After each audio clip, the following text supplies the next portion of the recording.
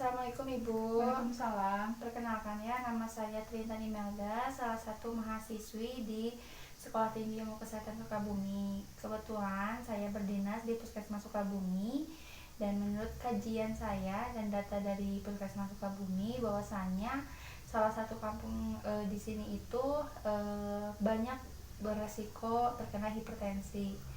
Salah satunya di data tersebut itu keluarga Ibu. Apakah benar? Iya, benar. Ya, jika benar, mungkin saya akan melakukan penyuluhan kesehatan ya terkait hipertensi kepada Ibu. Kurang lebih waktunya 10 sampai 15 menit, paling lama 30 menit ya Bu ya. Iya. Tempatnya di sini bagaimana? Apakah Ibu bersedia? Ya, bersedia. Ya, jika bersedia, mungkin saya akan menyiapkan terlebih dahulu perlengkapan untuk penyuluhannya. Nanti saya di sini akan menggunakan lembar balik, di mana nanti Ibu bisa melihat atau membaca saat saya menjelaskan kepada Ibu.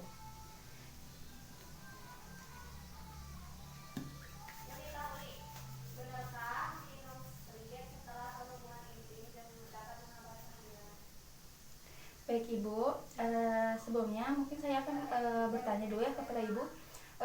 Ibu tahu nggak hipertensi itu apa? Setahu saya hipertensi itu darah tinggi ya. Oh iya betul. Kalau penyebabnya Ibu tahu? Penyebabnya tidak tahu. Kalau tanda gejalanya? Tidak tahu.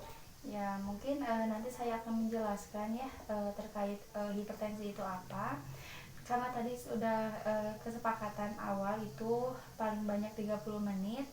Nah nanti untuk 20 menit itu nanti saya akan memaparkan materi kepada Ibu, dan untuk 10 menitnya itu tanya jawab. Bagaimana? Iya.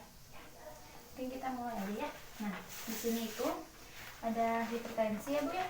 Apa sih itu hipertensi gitu? Yang tadi udah Ibu bilang juga tekanan darahnya tinggi, itu benar. Nah di sini itu ada hipertensi ya.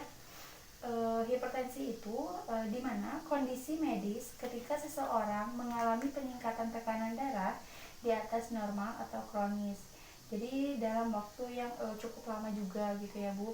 Nah biasanya untuk terjadinya hipertensi itu biasanya di atas 190/90 gitu. Sebelumnya apakah Ibu sudah jelas? Jelas. Kita lanjut aja ya. Nah di sini itu ada faktor hipertensi. Nah untuk faktor ini terbagi dua ya Bu ya. Di sini itu ada faktor primer dan sekunder. Nah untuk primer sendiri, yang pertama itu faktor keturunan. Jadi misalkan nih ibu atau bapak dari keluarga kita memiliki riwayat hipertensi, itu bisa menimbulkan atau menurunkan riwayat itu ke anaknya gitu. Jadi untuk keturunan ini salah satu faktor penyebab hipertensi gitu ya. Nah untuk yang kedua ini, di sini ada ciri perseorangan atau umur dan jenis kelamin. Jadi untuk hipertensi ini tidak memandang usia ataupun umur gitu ya, dan juga jenis kelaminnya juga gitu. Jadi ke siapapun bisa gitu. Untuk yang ketiga ini itu kebiasaan hidup, dimana seseorang yang mengkonsumsi garam yang terlalu tinggi, terus kegemukan atau obesitas juga itu bisa menjadikan penyebab hipertensi juga. Dan stres, merokok dan meminum alkohol itu juga salah satu penyebab hipertensi.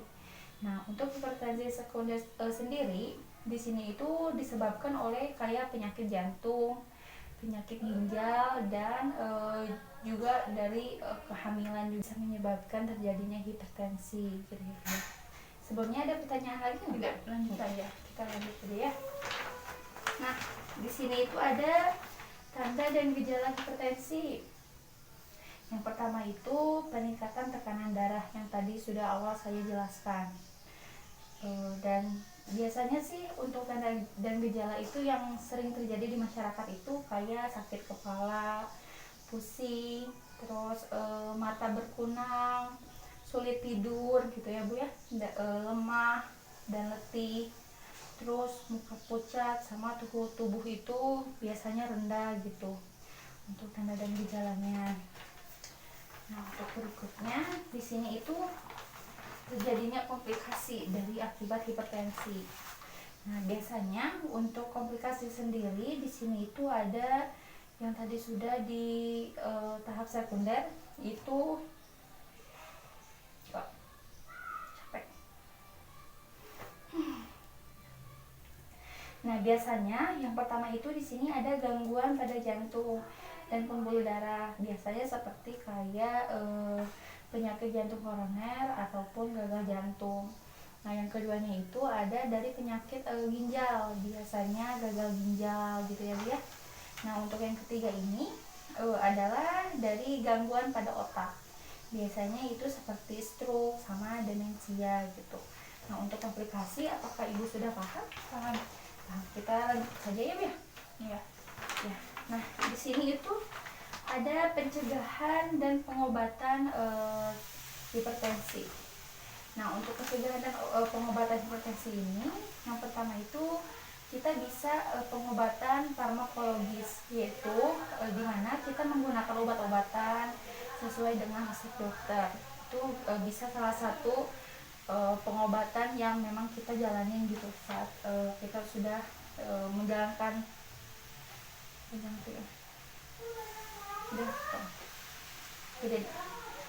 jadi yang pertama itu Saat kita hipertensi udah gitu aja. jadi yang pertama itu saat kita mengalami hipertensi itu bisa menggunakan pengobatan farmakologis atau kita menggunakan obat-obatan sesuai resep dari dokter. Ya. Nah, untuk yang kedua ini bisa pengobatan non farmakologis, yaitu dengan mengurangi asupan garam dan lemak, mengurangi atau menghilangkan kebiasaan minum alkohol, berhenti merokok, bagi yang merokok yaitu Bu. Nah, bisa juga menurunkan berat badan bagi yang kegemukan, olahraga teratur, dan menghindari ketegangan, istirahat cukup, dan hidup tenang gitu untuk yang kedua ini. Nah, untuk yang ketiga ini kita bisa tuh lewat tradisional. Nah, biasanya gitu ya, Bu. Kita bisa minum jus mentimun, jus belimbing, dan jus seledri. Nah, untuk pencegahan dan pengobatan ini yang sudah saya jelaskan, apakah ada yang bertanya? Tidak ada. Tidak. Baik, mungkin untuk penyuluhannya sudah selesai ya, Bu? Iya.